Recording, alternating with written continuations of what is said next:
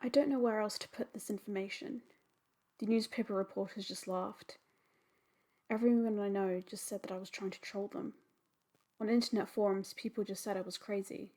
Then, the post got deleted by an anonymous user. Most things here are, of course, fake. Just stories.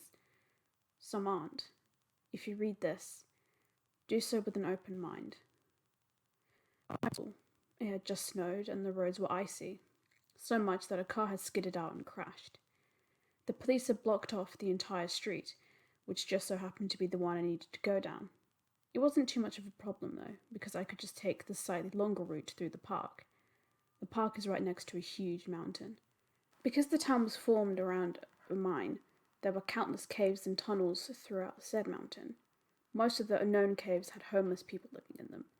Kids often dared each other to go in and write their names on the walls. As I was walking past some bushes, a strong breeze swept across me. Unbeknownst to me, my backpack was partially open, and the wind blew some papers out of it and into the bushes. Cursing my absent-mindedness, I followed. I forced my way through the foliage until I came up against a cliff without finding the lost papers.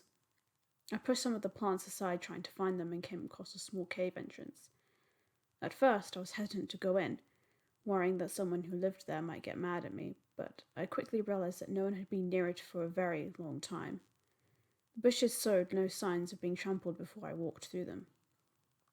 Papers forgotten, I decided to explore the cave. As it was winter time, I had a flashlight in my backpack, because it was dark and hot at the time. Stepping inside the cave, the first thing I noticed was the smell. It was like a mix between sulfur and gunpowder scent you get right after shooting a gun. The second thing I noticed was how warm it was. It almost felt like a warm breeze was coming up from whatever deeper extensions there were. That's when I noticed a giant pit right in the middle.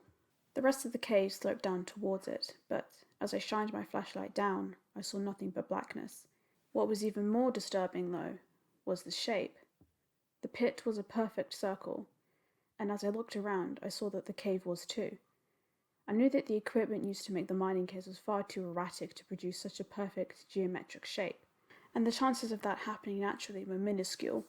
As I shone my flashlight down again, it slipped from my hand, falling into the depths. On its way down, it smashed against a wall and went out. With the flashlight's beam gone, I could make out a faint reddish glow coming from the pit that the flashlight had previously masked. Trying to get a better look, my foot slipped and pitched towards the void. When I woke up, I was in complete darkness. My head throbbed horribly and I was bruised all over. Getting up, I felt out my surroundings. I was in a circular room with a tunnel going farther down on one side.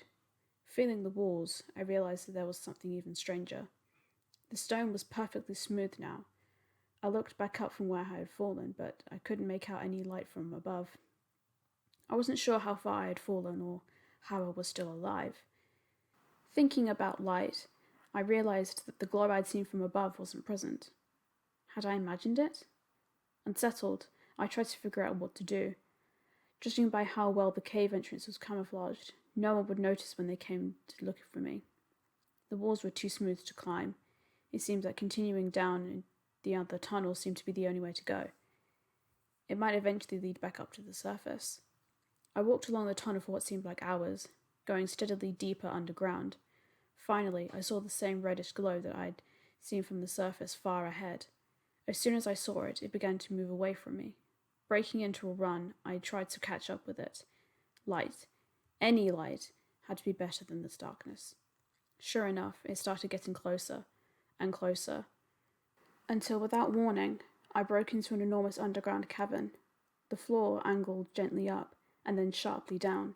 In the center, a huge rock that had the same reddish glow right in the center. Looking around, I realized that the cave had a very unusual shape. In fact, it looked almost like a crater that had been walled off by stone. Looking closer at the rock in the center, I noticed that it was of a very different texture than the walls and floor. But how could a meteor be this far down? Could it have landed in the Earth's early days and somehow gotten buried? Even then, more pressing question, what was causing the glow? I had a sudden fear of the rock, and felt almost as if it was alive. Curiosity came over my trepidation, and I approached it. I reached out and touched its surface, but yanked my hand away almost immediately. The rock was extremely hot. Walking around it, I noticed a small hole in the side. Peering in, I got the glimpse of a core. It was glowing even more brightly. Then, something slammed into me and I lost consciousness. I woke up in the hospital with moderate burns and several fractured limbs. The nurse said that I was lying in the bushes at the park, just outside of a collapsed cave. When I told them my story, they said it was impossible.